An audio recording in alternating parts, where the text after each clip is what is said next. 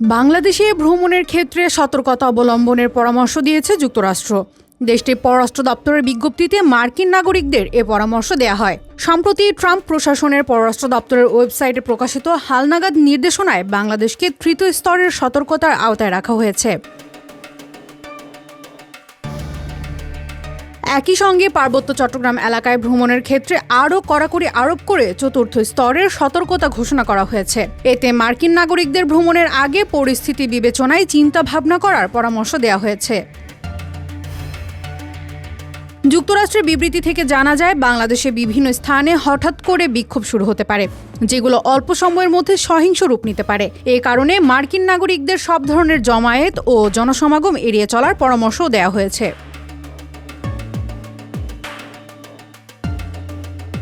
নির্দেশনায় আরও বলা হয়েছে, ঢাকা ও অন্যান্য বড় শহরে ছিনতাই, চুরি, মাদক ব্যবসার মতো অপরাধের ঝুঁকি রয়েছে।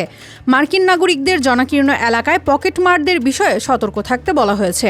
পাশাপাশি বাংলাদেশের সন্ত্রাসী হামলার আশঙ্কাও উড়িয়ে দেওয়া হয়নি। এই প্রেক্ষাপটে ঢাকায় কর্মরত মার্কিন কূটনীতিকদের রাজধানীর বাইরে অপ্রয়োজনীয় ভ্রমণ এড়িয়ে চলার নির্দেশ দেওয়া হয়েছে। বিশেষ করে পার্বত্য চট্টগ্রাম অঞ্চল, যার মধ্যে খাগড়াছড়ি, বান্দরবন ও রাঙামাটি জেলাগুলো রয়েছে, তাদের জন্য পুরোপুরি ভ্রমণ নিষিদ্ধ ঘোষণা করেছে যুক্তরাষ্ট্র। চতুর্থ স্তরের এই সতর্কতায় উল্লেখ করা হয়, পার্বত্য চট্টগ্রামে মাঝে মধ্যে সাম্প্রদায়িক সহিংসতা, সন্ত্রাসবাদ, অপরাধ, অপহরণ ও বিচ্ছিন্নতাবাদী হামলার ঘটনা ঘটে থাকে। ব্যক্তিগত বা পারিবারিক বিরোধ ছাড়াও ধর্মীয় সংখ্যালঘুদের টার্গেট করে অপহরণের নজির রয়েছে। ওই অঞ্চলে ভ্রমণের জন্য বাংলাদেশ সরকারের স্বরাষ্ট্র মন্ত্রণালয়ের অনুমতির প্রয়োজন হলেও মার্কিন সরকার স্পষ্টভাবে জানিয়ে দিয়েছে, পরবর্তী নির্দেশনা না দেওয়া পর্যন্ত পার্বত্য চট্টগ্রামে তাদের নাগরিক বা কর্মকর্তাদের প্রবেশ নিষিদ্ধ থাকবে।